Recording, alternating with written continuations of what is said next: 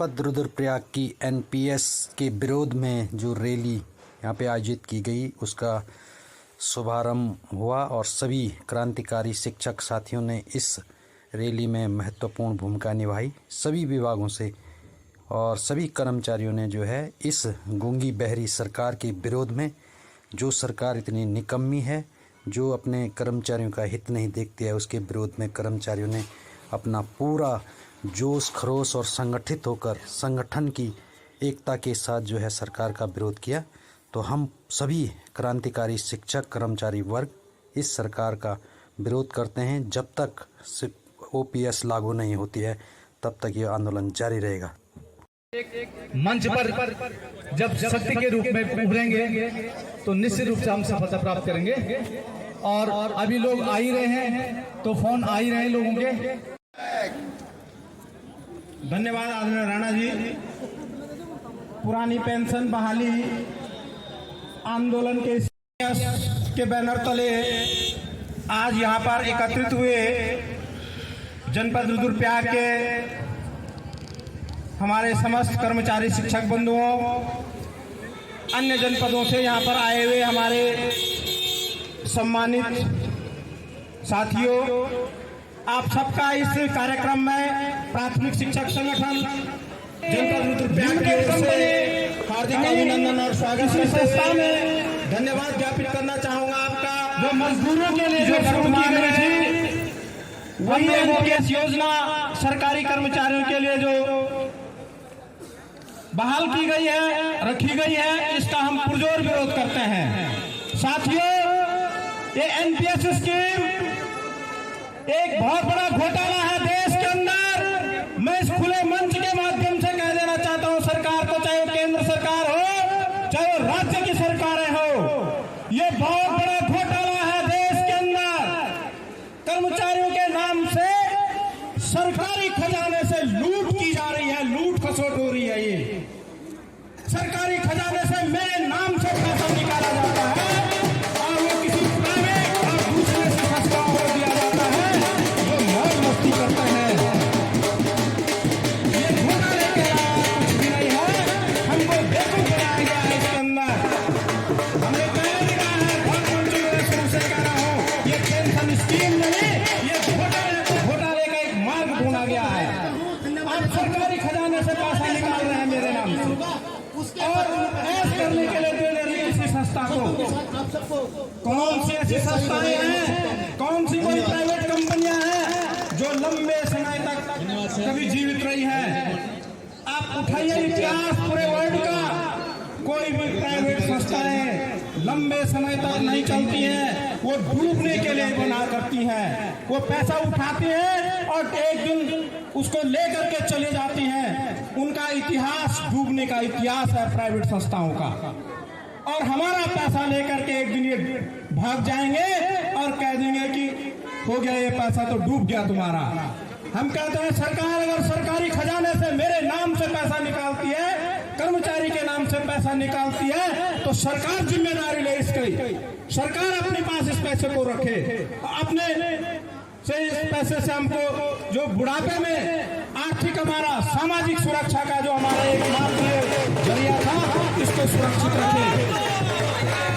आज हम लोग किसी भी व्यक्ति की एक सबसे बड़ी हमारी विशेष बात कर रहे हैं कि कोई भी व्यापारी है, चाहे मजदूर है,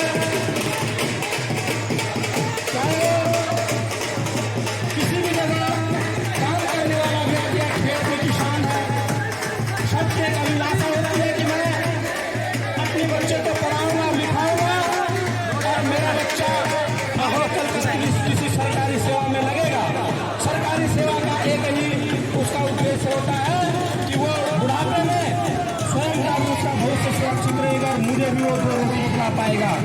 लेकिन आज जो सरकारी कर्मचारी है उसका स्वयं का बुढ़ापा जो अंधकारमय है, कोई आगे रास्ता नहीं है कहाँ होना है। तो मेरा सरकार से निवेदन है कि इस एनपीएस को वापस लिया जाए, इस वित्तीय बहुत बड़े घोटाले को समाप्त किया जाए और कर्मचारियों की पुरानी पेंशन लागू की जाए। ये हमारी सामाजिक सुरक्षा के लिए बहुत आवश्यक है, ये हमारे भविष्य के लिए बहुत आवश्यक है। और जब तक इस देश का कर्मचारी और शिक्षक जो अपने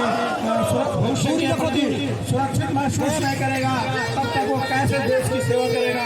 इन्हीं शब्दों के साथ मेरे मित्रों, ये हम सबकी लड़ाई है। ये किसी नए व्यक्ति की 2005 के बाद के नियुक्त कार्मिक की लड़ाई नहीं, ये 2005 से पूर्व नियुक्त कार्मिक की लड़ाई नहीं। यह लड़ाई हमारे पत्रकार बंधुओं की भी है, यह लड़ाई हमारे अधिकारियों की है, यह किसानों की है, यह लड़ाई हमारे व्यापारियों की है। क्यों जो अपने भविष्य को इस ओर देखते हैं कि उनका बच्चा जो वहाँ सरकारी सेवा में जाएगा उसका भविष्य सुरक्षित रहेगा। इसीलिए हम अपने भविष्य को पढ़ा रहे हैं, लिखा रहे हैं। इसलिए नहीं कि वो पढ़ लिख करके नौकरी पे लगेगा और साथ वेतन के रूप में तनख्वाह मिलेगी, वेतन मिलेगा, लेकिन 60 साल के बाद उसका भविष्य भी सुरक्षित नहीं रहेगा। इसलिए जो हम अपने बच्चों को नहीं पढ़ा रहे हैं। तो मेरे मित्रों, ये लड़ाई हमको इस रूप में नहीं देखनी है कि ये 2005 के बाद में शिक्षकों की और कर्मचारियों की है। ये हम सब की लड़ाई है। इसको हमें सामाजिक स्तर पर ले जाना होगा, क्योंकि सामाजिक सुरक्षा का मामला है। इन्हीं शब्दों के साथ आपका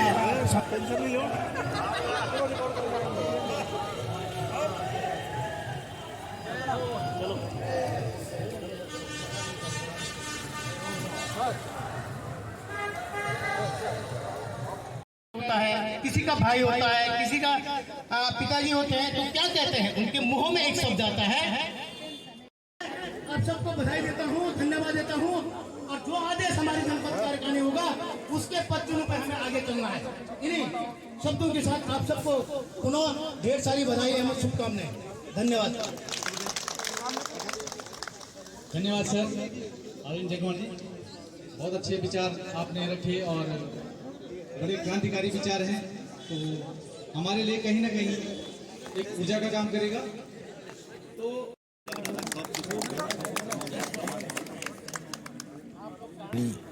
बहुत लंबे इस मिशन के साथ जो है सरकार को अपने घुटनों पर झुकने को मजबूर करेगी, जैसे अभी और स्टेट में चल रहा है।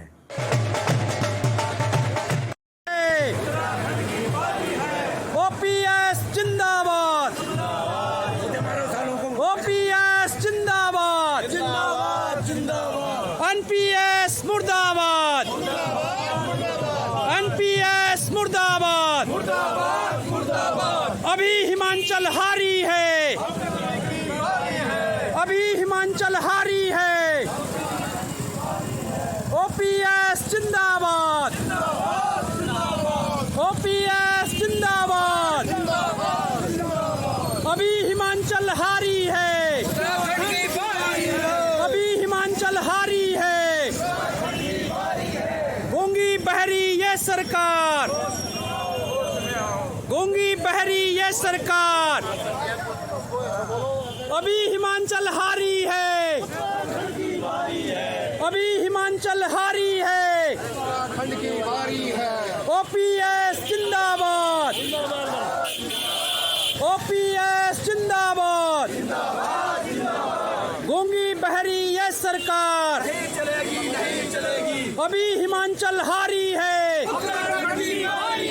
अभी हिमाचल हारी है। गूंगी बहरी ये सरकार, गूंगी बहरी ये सरकार। अभी हिमाचल हारी है विनय भाई, अभी हिमाचल हारी है। ओपीएस जिंदाबाद, ओ जिंदाबाद। ओपीएस जिंदाबाद, जिंदाबाद।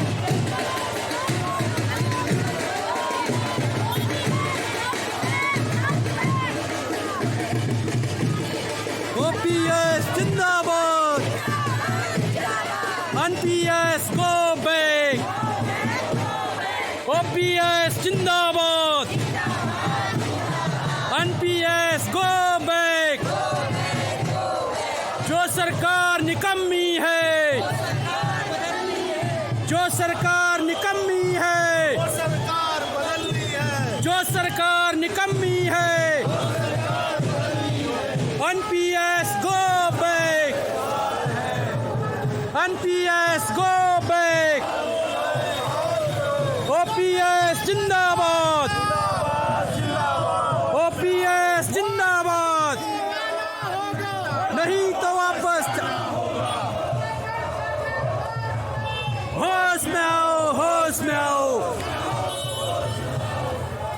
वो सरकार बदलनी है, वो सरकार बदलनी है,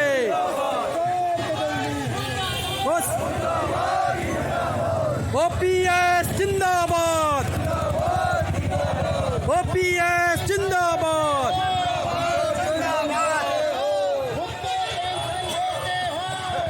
टेंशन देते हो, हमको टेंशन देते हो, जब हमारी पूरी हो। ओपीएस जिंदाबाद,